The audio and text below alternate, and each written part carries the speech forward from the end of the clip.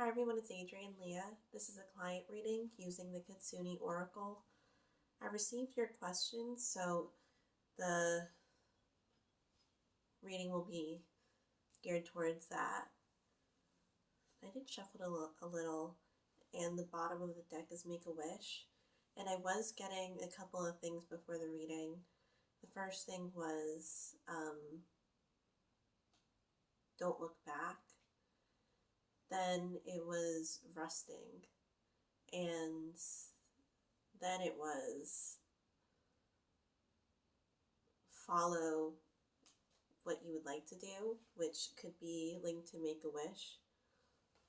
I was looking at your birthday too, and this is your year for the zodiac. So I figured that would be another reason and why to go forward and do your thing with your personal path specifically.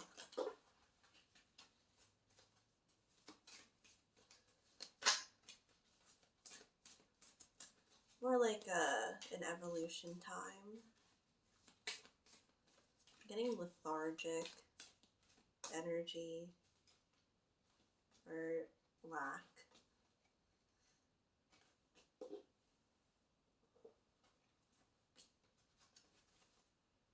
Then frustration. Not much. I'm getting compensation, or I'm getting not a lot of return, or something isn't coming to you, it even reciprocated.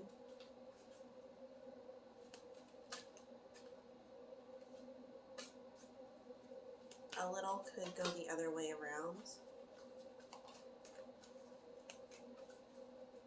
And tiptoeing. So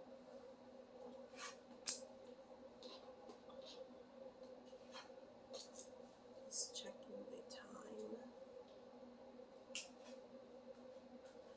So with resting, it's an interesting word because the obstacle card, let me just turn over all the cards because I turn them over after I pull out the cards that I want for the reading, and then I pull out more cards usually.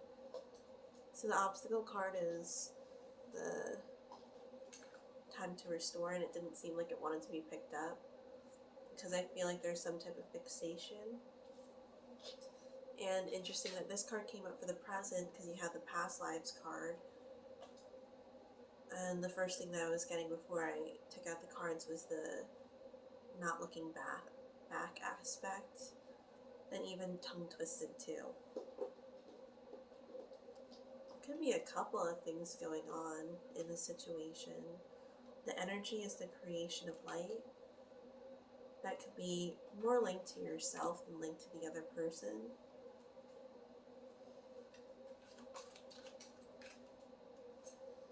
Then you have delight.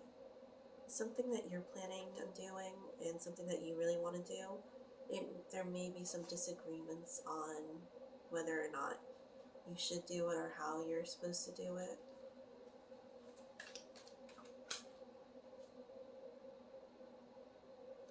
And leave behind what no longer serves you. So there's definitely some type of change going on, an enhancement.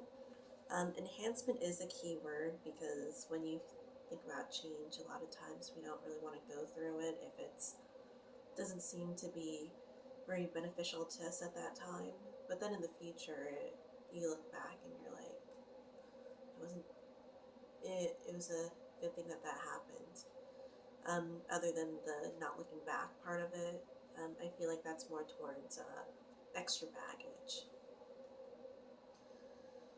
Then you have the Foxfire. This is a really good card for this deck because, in a sense, the Kitsune paves the path of fire. So it seems like you're going on the right path, at the very least. You also have fire in the present too, in the present card, even though it's the past lives card. So you're in the present looking past, looking in your past. But you have a path already that's open for you. I feel like you know that this path is open for you, and it has been open for a good amount of time. So I would take that opportunity, and then you have tea ceremony. So savoring the moments at this time, because it does seem like there is going to be change with leave behind what no longer serves you. Past lives is an important aspect too, even though you're not looking back, you're still learning from it. Then you have how to overcome your obstacles, and that's the sharing your wisdom and your growth. Today would be, I said today, and I was going to say this year is going to be a good year. I think today's going to be a good day for you too. Sharing your wisdom and growth. There's some type of influence, and it has to do with the change.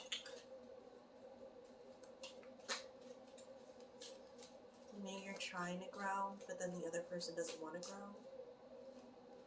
Or your environment. Maybe there's some type of movement around your environment. It could be like work related, something that is moves you forward in coming of age. So it's a lot of things coming in.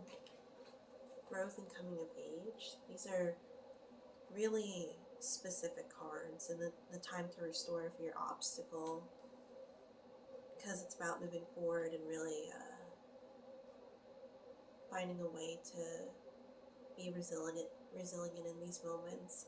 It kind of reminds me of like a dandelion, because it's one of those resilient, it's technically a weed, but there's a lot of holistic uses for it, and it can grow in places that a lot of things can't grow. So that's the resilient aspect of it. In the past, you have immortality, the past position, which is really interesting, with the present being past lives. So maybe your past is going to forever be a part of you in some way. It may not be physically a part of you, but it does serve a purpose for you to remember where you've been and how to pursue something that you'd really enjoy. Like that. And then for the future card, this is interesting because it seems like there's pinpointed stuff.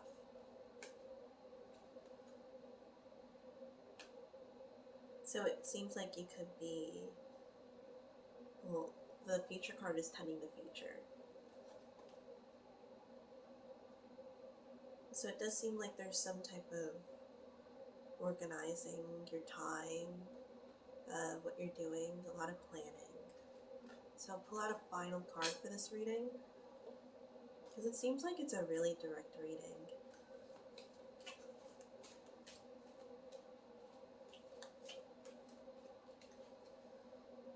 Watch and listen carefully. I feel like this has to do with the question that you have and the person. Watch their actions and use discernment on how you follow through with that.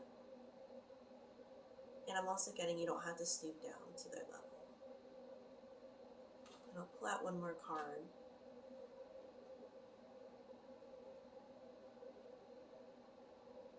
So in terms of how you're reacting to it,